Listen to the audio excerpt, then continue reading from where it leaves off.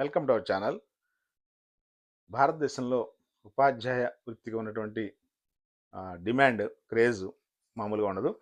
అయితే తాజాగా ఉపాధ్యాయులుగా పనిచేస్తున్న వాళ్ళు కూడా తమ సామర్థ్యాలను పరీక్షించుకోవడానికి టీచర్ ఎలిజిబిలిటీ టెస్ట్ పాస్ అవ్వాలని సుప్రీంకోర్టు ఇచ్చిన ఉత్తర్వులు ఆ, ఉపాధ్యాయ వర్గాల్లో చాలా ఆందోళన కలిగిస్తున్నాయి. ఉపాధ్యాయ అర్హత పరీక్ష రాసేందుకు ఇన్ సర్వీస్ టీచర్స్ సుముఖంగా లేకపోయినప్పటికీ కూడా ఆంధ్రప్రదేశ్లో టెట్ 2025 నోటిఫికేషన్ రిలీజ్ అవ్వడంతో చాలామంది ఇప్పటికే అప్లికేషన్స్ పెడుతున్నారు. వీటిలో 3,000 మందికి పైగా ఇప్పటివరకు అప్లికేషన్స్ సబ్మిట్ చేసినట్టుగా విద్యాశాఖ చెప్తోంది.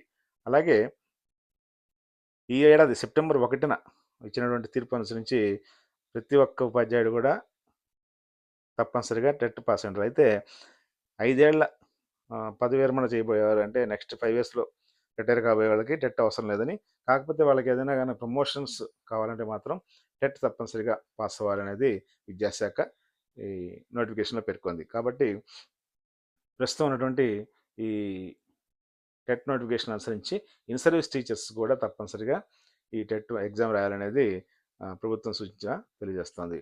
అలాగే సుప్రీంకోర్టులో దీనికి సంబంధించి రివ్యూ పిటిషన్స్ వేసినప్పటికీ కూడా ఎటువంటి స్పందన త్వరలో రాకపోవచ్చని కూడా భావిస్తున్నారు. కాబట్టి ఇప్పుడు ఉపాధ్యాయులందరూ కూడా టెట్ ప్రిపరేషన్లో నిమగ్నమన్నారు. అయితే రాష్ట్రంలో 2010కి ముందు డిఎస్సీల ద్వారా అపాయింట్ అయినటువంటి ఉపాధ్యాయులకు ఇప్పుడున్నటువంటి సిలబస్ చాలా క్లిష్టంగా ఉంటుందని చెప్తున్నారు. అయితే స్కూల్ అసిస్టెంట్స్లో ఎక్కువ మంది ఒక సబ్జెక్టు మాత్రమే బోధిస్తారు కాబట్టి ఆ సబ్జెక్ట్ వరకు టెట్లో అటెంప్ట్ చేయగలరు, కానీ మిగతా సబ్జెక్ట్ సంబంధించి మళ్ళీ ప్రిపరేషన్ తప్పనిసరిగా చేసుకోవాల్సి ఉంటుంది. అలాగే ఇక్కడ ప్రతి ఒక్క టీచరు కూడా అన్ని సబ్జెక్ట్స్ని టచ్ చేయడం అంటే మరి చాలా ఇబ్బందికరంగా ఉంటుంది. అయినప్పుడు కూడా పదోన్నతి కావాలనుకునేటువంటి టీచర్స్ అందరూ కూడా తప్పనిసరిగా ఈ టెట్ క్వాలిఫై కావాల్సి ఉంటుంది. 2010కి ముందు డిఎస్సీల ద్వారా ఉద్యోగాలు చేరిన టీచర్లు ప్రస్తుతానికి ఏ హోదాలో ఉన్నారో ఆ హోదాకు సంబంధించిన టెట్ పేపర్ రాయాలంటే, అప్పుడు ఎస్జిటిగా జాయిన్ అయినప్పటికీ ఇప్పుడు స్కూల్ అసిస్టెంట్గా ఉన్నట్టయితే స్కూల్ అసిస్టెంట్ పేపర్ 2A లేదా 2B వీటి రాయాల్సి ఉంటుంది.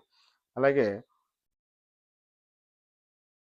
ఇన్ సర్వీస్లో ఉన్న ఉపాధ్యాయులకు ఈ అకాడమిక్ అర్హత మార్కుల్లో సడలింపు ఇచ్చారు. అంటే ఇప్పుడు డిగ్రీ లెవెల్లో మామూలుగా అయితే 50%, 45% ఇలా క్యాస్ట్ని బట్టి క్వాలిఫికేషన్లో పర్సంటేజ్ ఇస్తున్నారు. అయితే ఇన్ సర్వీస్ టీచర్స్కి మాత్రం ఆ క్వాలిఫికేషన్లో ఉన్నటువంటి క్వాలిఫైయింగ్ మార్క్స్ రిలాక్సేషన్ అనేది ఇచ్చారు.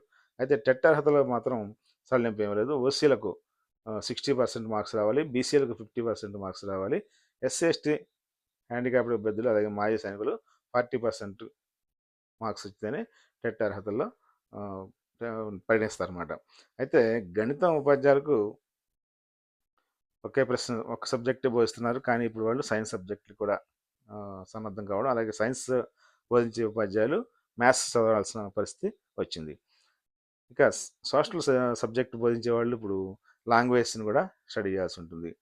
ఇక్కడ మనకి ప్రతి ఒక్క టీచర్ కూడా ఈ టీచర్ పోస్టులకు సంబంధించి ఎలిజిబిలిటీ టెస్ట్ పాస్ తప్పనిసరి చేయడంతో ఈ ఏడాది టెట్కి చాలా ఎక్కువ అప్లికేషన్స్ వచ్చే అవకాశం కూడా ఉందని విద్యాశాఖ భావిస్తోంది.